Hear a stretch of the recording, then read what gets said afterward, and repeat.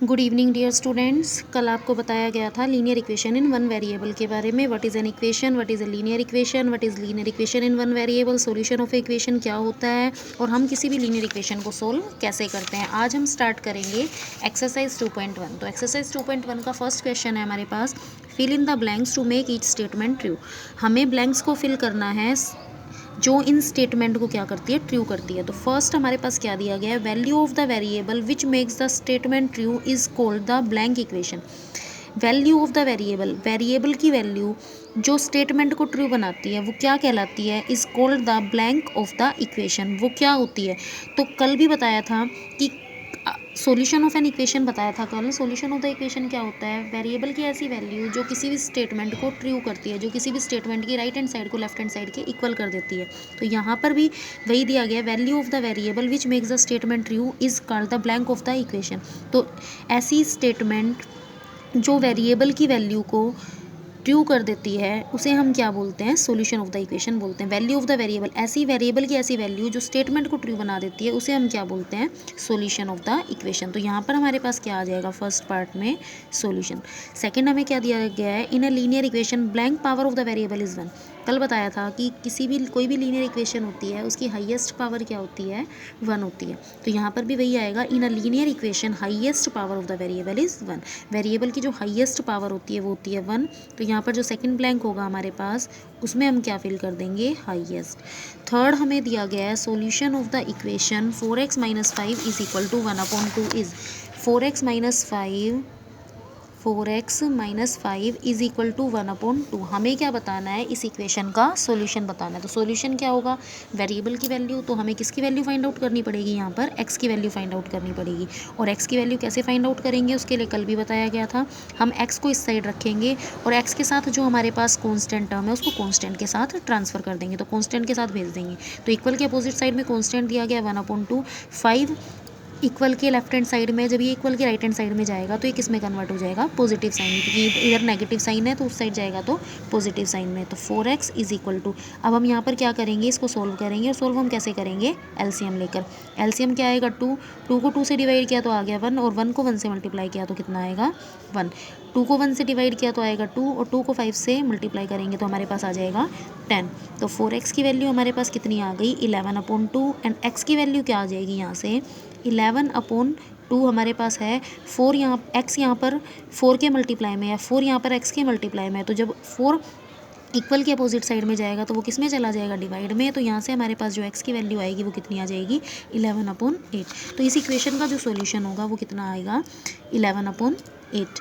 इसके बाद नेक्स्ट हमारे पास दिया गया है, every linear equation in one variable has.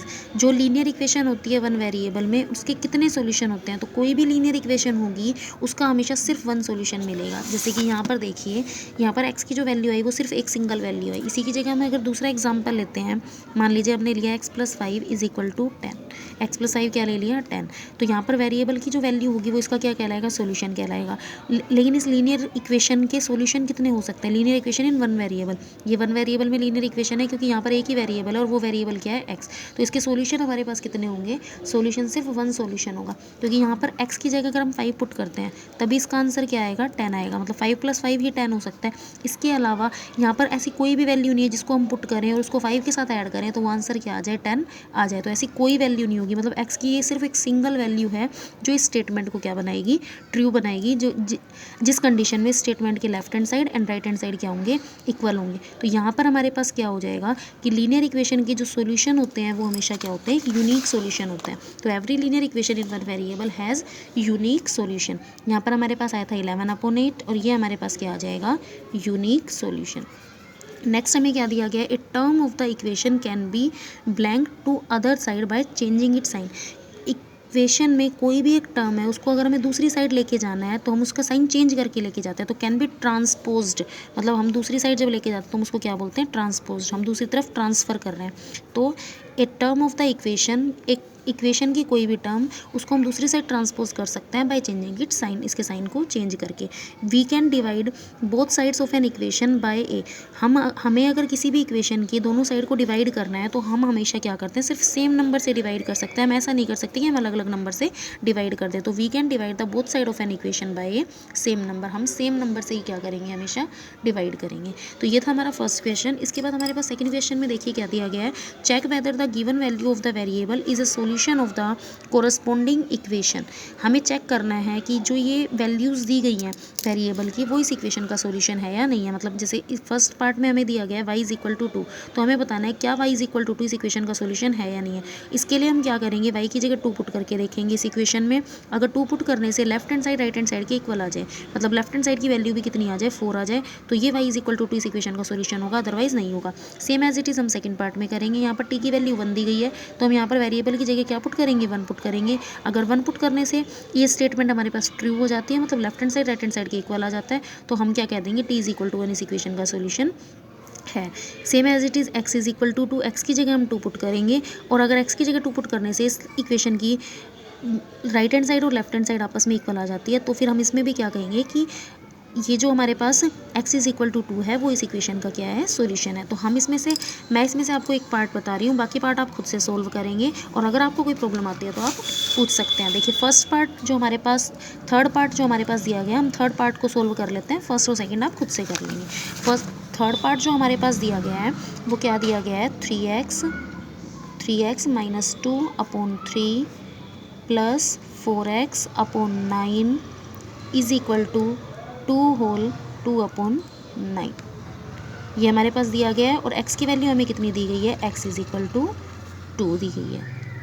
तो इसमें हम क्या करेंगे, x की जगह क्या पुट कर देंगे, हम 2 पुट कर देंगे। तो यहाँ पर हमने क्या किया, x की जगह 2 पुट कर दिया। सबसे पहले हमने क्या किया, इसमें x की जगह हमें 2 पुट करना है, बट हमने पहले इसको सोल्व कर लिया। हम चाहते तो हम यहाँ पर भी x की जगह 2 पुट कर सकते थे, उसके बाद हम क्या कर सकते थे, इसको आगे सोल्व कर सकते थे। या फिर हम क्या कर सकते हैं, हम पहले इसको सोल्व कर लेते हैं, उसके बाद हम x की जगह क्या पुट कर देंगे, 2 पुट कर देंगे। तो हमने क्या किया, यहाँ पर पहले से सोल्व कर लिया। अब हम सोल्व कैसे कर सकते हैं वो देखिए। हम यहाँ पर क्या करेंगे बेटा, एलसीएम ले लेंगे। जब हमने एलसीएम लिया तो एलसीएम हमारे पास कितना आ गया, 3 + 9। हमने सिर्फ लेफ्ट हैंड साइड का एलसीएम लिया, राइट हैंड साइड को हमने एज इट इज़ रखा है। तो लेफ्ट हैंड साइड का एलसीएम हमारे पास आ गया 9 को 3 से डिवाइड किया तो आएगा 3 को इन दोनों से मल्टीप्लाई करना है हमें। तो 3 को 3x से मल्टीप्लाई करेंगे तो आएगा 9x, माइनस का साइन 3 को 2 से मल्टीप्लाई करेंगे तो कितना आएगा, 6। मतलब 3 से हमें इन दोनों को क्या करना था, मल्टीप्लाई करना था, क्योंकि 9 को 3 से डिवाइड किया तो आ गया 3, और 3 को 3x माइनस 2 से मल्टीप्लाई कर दिया। 3 को 3x से मल्टीप्लाई किया तो आ गया 9x, और 3 को 2 से मल्टीप्लाई किया तो आ गया 6। 9 की टेबल में 9 कहाँ पर आता है, 1 पर, और 1 को 4x से मल्टीप्लाई किया तो आ गया 4x इज इक्वल टू, ये मिक्स फ्रैक्शन में था, मिक्स फ्रैक्शन से हमने इम्प्रॉपर फ्रैक्शन में कन्वर्ट कर लिया। 9 2 18 प्लस 2 कितना आ गया, 20/9।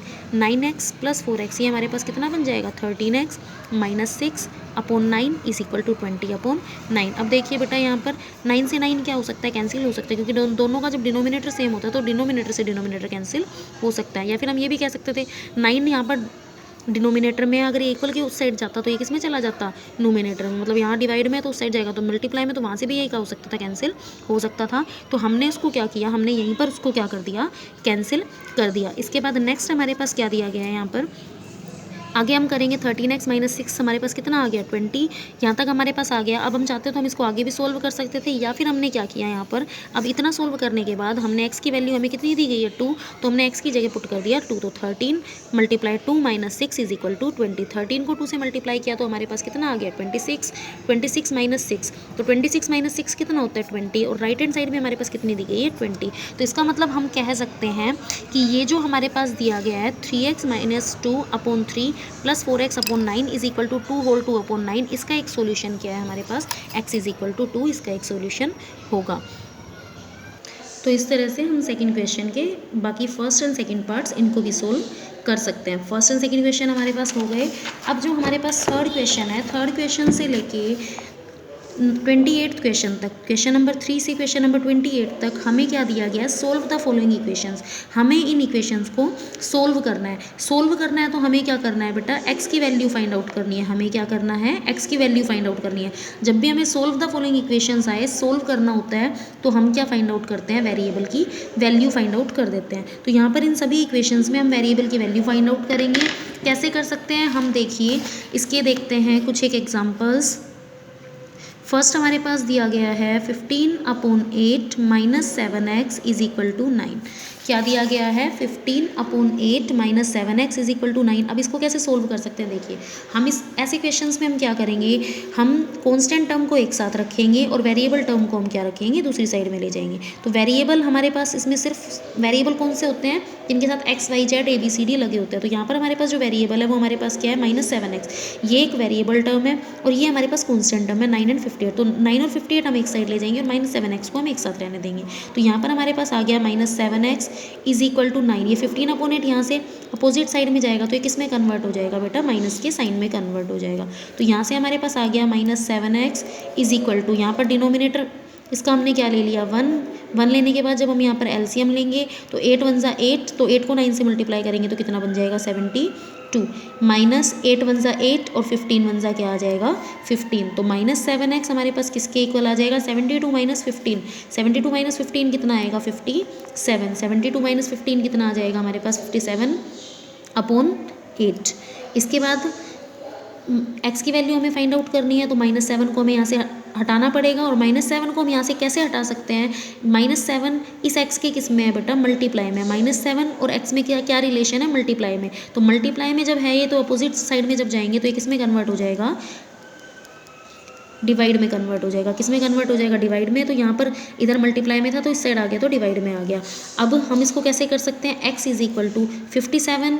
अब हमें पता है यहाँ जब नेगेटिव साइन होता है तो हम उसको क्या ले जाते हैं, डिनोमिनेटर में नेगेटिव साइन होता है तो हम उसको नोमिनेटर में ले जाते हैं। तो हमने नोमिनेटर में इसको लिख दिया -57/8 7 = 56। तो यहाँ पर हमारे पास जो x की वैल्यू आएगी वो कितनी आ गई, -57/56।